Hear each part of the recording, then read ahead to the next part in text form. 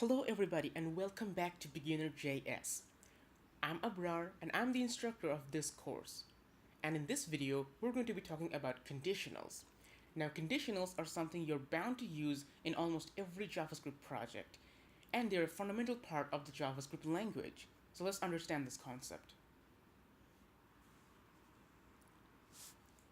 Okay, so what are conditionals? Why do we need them in JavaScript and how do you exactly use them? Well, conditionals are used to control the execution flow of your code. So what exactly is the execution flow? What does controlling the execution flow mean in JavaScript? Well, you see, when you write code in JavaScript and when that code is executed, it is usually executed line by line from each line left to right. So the first line is executed first, then the second line, then the third line, and the execution moves on until the end of the code, starting from the top left and finishing at the very bottom right of your code. That is how code execution usually works. They are executed line by line, one after another. However, in some cases, you might not want that. You might want to control the execution flow. So for example, based on some condition, you might want to run some bit of code or the other. Basically, in a lot of cases in JavaScript programming, you'll encounter situations where you need to make decisions based on these conditions. For example, if the condition is true, then you need to execute this bit of code. However, if it's false, then you need to execute a different bit of code. A very good example of this can be seen if you're developing an application which has a user login function. Now, a lot of web applications these days allow the user to create an account on their site, and then they can log into their account by using, for example, their username or email and password. And in order to successfully log in, the email and password must exactly match the records on the database. Otherwise, the user should not be able to log into the account. So this is an example of when conditionals can come in handy. So whenever the user goes to the login page, enters the email and password, and then clicks on the login button, then the JavaScript code might retrieve those inputs from those form fields and send them to the server. And on the server, those inputs can be checked against the database and see if a match is found. And if a match is found, that means the email and password are valid, and that is indeed a real user. And as a response to this request, the server might send a message back to JavaScript telling whether the match was found or not, meaning whether the user login info is actually valid or not. And when JavaScript receives that response from the server, then JavaScript actually needs to decide what to do with that input. If the match was found, then JavaScript should show a success message to the user and let them log in. Otherwise, it should show an error message on the login page saying that the email and password did not match and try again. So this is an example where conditionals can come in handy. The condition in this case is whether the email and password matched or not. If it's matched, then you need to execute some code. If it didn't match the database, then you need to execute some different code. If it did match, then the code you need to execute would be to let the user log in and access the dashboard. However, if the login credentials didn't match, meaning the condition is false, then you need to execute some different code which should show the user the error message and let them try again. So this is where conditionals come in. You want to execute different bits of code depending on a certain condition, and that is what conditionals are all about. Conditionals allow you to define a condition and execute different bits of code depending on whether the condition is true or false or something else. And that is how you control execution flow in JavaScript. Basically, with these conditionals, you're not allowing every line of the code to be executed. You're controlling the execution flow and limiting it to a certain bit of code, and that will be executed depending on the condition. And that is how conditionals work. Now let's see an example to actually clear this out. In order to start, let's declare some variables. So first we'll start with the var keyword because that is how you declare variables. Then we'll have the variable name, of course, so var, the variable name will be x. So var x equals 10. So we're declaring a variable and we're initializing a value at the same time as well. So var x equals 10 means we're declaring a variable named x which has the value, the number 10. So x currently equals 10. But then we have a comma and we declare another variable named m. And notice that we don't actually give a value to this variable right now. We're not assigning any value like we're doing with the variable x, and that's okay. We just want to declare the variable named m and have a value of undefined. Then we have a semicolon to end the statement. So with this statement, we created two variables. One is x, another is m. X is currently set to the number 10, and m is currently set to undefined. So far, so good. Okay, so now we come to the conditional. There are actually several types of conditionals available in JavaScript. The simplest one probably is the if conditional, and that is what we will use in this example. So in order to start the if conditional, you first type in the if keyword. So if is a special reserved keyword in JavaScript, and it denotes the start of an if conditional. So first you type in the keyword if. This is very similar to the keyword var, for example, which you use to declare variables. So if you want to start a conditional, you start with the keyword if. And then after you type in if, you have to define the condition in this case. Because remember, conditionals are all about conditions, right? I mean, it's in their name after all. So in this case, we want to define a condition, and then we'll define bits of code that will be executed depending on whether the condition is true or not. So in this case, the condition is x is strictly equal to 10. So this is an example where we can use comparison and logical operators. And this is exactly where the Boolean values come in. So in this case, we will define a condition. For example, x is strictly equal to 10. And here, this expression, x is strictly equal to 10, when evaluated, will return either true or false, because we're using the strict equality comparison operator. So in this case, this statement will either be true or false, depending on the value of x.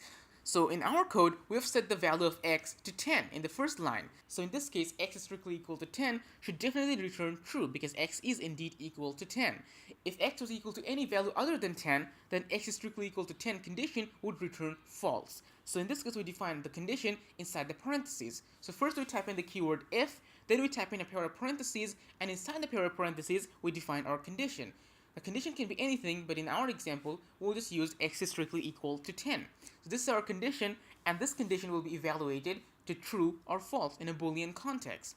So this is the time we encounter a feature in JavaScript called code blocks. Code blocks are basically a bit of code which are encapsulated in a pair of curly braces. So whenever we write some code and wrap it around in a pair of curly braces or enclose it in a pair of curly braces, that is a block of code.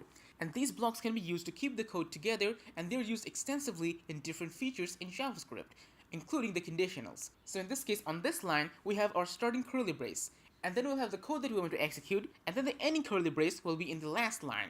That is how curly braces work. So in this case, we have our if keyword, then we have our conditional inside the parentheses, and then our starting curly brace.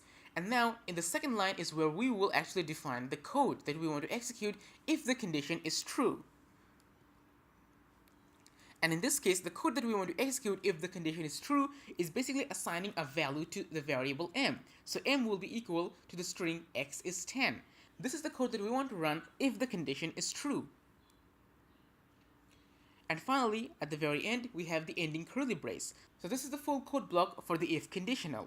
Now, if you look back to it, it's actually very intuitive and easy to understand. You can almost read it as if x is strictly equal to 10, then m is equal to x is 10. And if it's not, then this code won't be executed, and thus the value of m would still be undefined. However, if the condition is true, then the code inside the code block will be executed, meaning m will get assigned the value x is 10, the string. And that means after this code is executed, if we check the value of m, then m should be x is 10.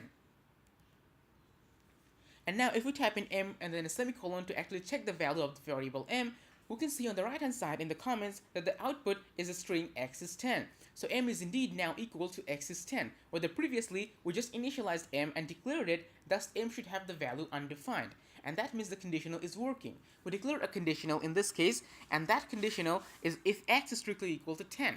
And if it is, we assign the value to m. And in this case, x is indeed equal to 10 because we declared x is equal to 10 at the very first line.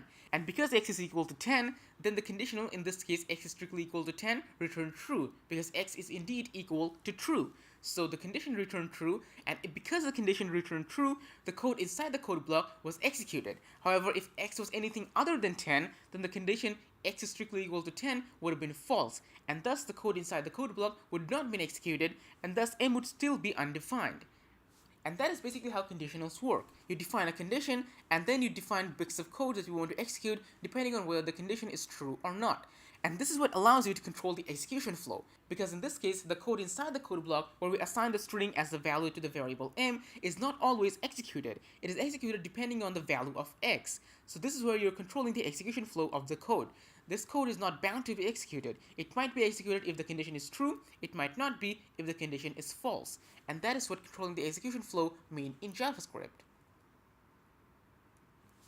Now that we've seen the if conditional, let's take a look at another conditional before we end the video, and that is the if-else conditional. Now this is actually an extension of the if conditional, where we can define multiple conditions and execute different bits of code depending on different conditions. So let's see how that works. Again, in order to start, we'll declare some variables. So we start with the var keyword, and then the first variable that we'll declare is the variable x, which will have the value 54. So x equals to 54. And then comma, and then we have m. So we're declaring the variable m as well, but just like in the previous example, we're not initializing or assigning a value to it. So m is currently undefined. So we have a variable x, which equals to the value 54, and m, which equals to undefined. And now we start our if conditional. So in this case, we start off with a very simple example, if x is less than 10.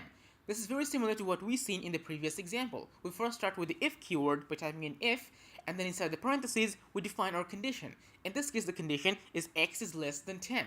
So we're using the less than comparison operator for this condition, and when this expression is executed, it will return a Boolean value, and all the code inside the pair of parentheses is evaluated in a Boolean context. So in this case, the condition is x is less than 10. So the condition is x is less than 10, and then we have the starting of our code block. So we're starting curly brace, and then we'll define our code inside the code block, and this code will be executed if the condition is true. And in this case, the code is again assigning a value to the variable m. Now we're doing this here, but you can do almost anything and run almost any type of code inside conditionals. You're not really limited to anything. So in this case, we're just assigning the string x is smaller than 10 to the variable m. And now this is where the extension comes in. In the previous example, we just put the ending pair of curly braces and then we were done. But in JavaScript, you can actually extend the if conditional with different conditions, and you can use it using the else if conditional. So in this case, after we put in the ending curly brace, you can add more conditions if you like. So different bits of code to execute if different conditions are true. So in this case, in order to do that, you type in else if, and then a pair of parentheses to define the condition. In this case, the condition is the opposite. X is greater than 10. So else if x is greater than 10, and then after our condition, we again start the code block. This code block is for this condition. So if this condition is true, then this code block will be executed. And the code in this case is m is equal to x is bigger than 10, the string. And then we end the code block with the ending curly brace. And then we can define one more extension, and that is the else extension. The else extension doesn't need any condition, and that's because this code will be executed if none of the conditions defined above is true. So if the first condition is not true, if the second condition is not true, and any other conditions defined after that is not true, if none of these conditions are true, then as a fallback you can have the else extension on which code block will be executed if none of the other conditions are true. So if all the other conditions are false, then we have a final default code block that can be executed. And in this case, the default is m is equal to x is something else, the string. And finally, we end the statement with our ending curly brace. So in this case, we have 3 blocks of code here and 2 conditionals. The first conditional, x is less than 10, is assigned to the code block m is equal to x is smaller than 10. And then the second condition, x is greater than 10, is related to the code block m is equal to x is bigger than 10. And finally, we have an else block which says m is equal to x is something else. So now, after this code is executed, what is the value of m? So if we type in m and then a semicolon to check the value of m, as you can see on the right hand side in the comments, m has the value x is bigger than 10. And that is correct, that's what it should be. Because in these types of conditionals, execution starts from the very first condition. So the first condition is evaluated first, and if it's true, then the code is executed, and all the other conditions are skipped. However, if the condition is false, then the second condition is executed, and if that is true, then that code is executed, and everything else after that is skipped. But however, if that is false as well, then we have the final else block which will be executed, and that is how this conditional will end. So in this case, x has the value of 54, and the first condition is x is less than 10, which we all know is definitely not true. X has a value of 54, and 54 is not less than 10. 54 is definitely greater than 10. So the first condition, x is less than 10, will definitely return false. It won't return true. And because it returns false, the code inside the code block will not be executed. So m won't be assigned the value x is smaller than 10. M will still be undefined at this point. Then we have the second condition, which is x is bigger than 10 or x is greater than 10. And in this case, this condition is what will actually be executed and will return true, because this is true. 54 is indeed greater than 10, And that is why this condition, the second condition, will return true. And when this condition returns true, the code inside the code block will be executed. So m will get assigned the value x is bigger than 10. And that is the value that we see gets assigned at the very end, because when we check the value of m has the value x is bigger than 10. And that is the code in the second code block and in the second conditional. The second conditional returned true, and that's why the code inside the second code block was executed. And lastly, because this condition is true, every other condition that may come after that or all the else block won't be executed. All of that will be skipped over. So in this case, the only code that is executed is the second code block, where we have m is equal to x is bigger than 10. That is the only code that is executed. Every other code block is skipped, because either the condition was false or we didn't need to execute those because we already found a condition to return true. So that is how conditionals work. You can actually add else if conditionals one after another as long as you want for multiple different conditions. And again, just like with a lot of other things in JavaScript, you can actually almost read this intuitively in human language as if x is less than 10, then m is equal to x is smaller than 10. Else if x is greater than 10, then m is equal to x is bigger than 10. Else if all of this is not true, then m is equal to x is something else. So this is very intuitive and easy to understand. And by using these conditionals, you are able to control the execution flow of the code. So in this case, not every line of code is actually executed.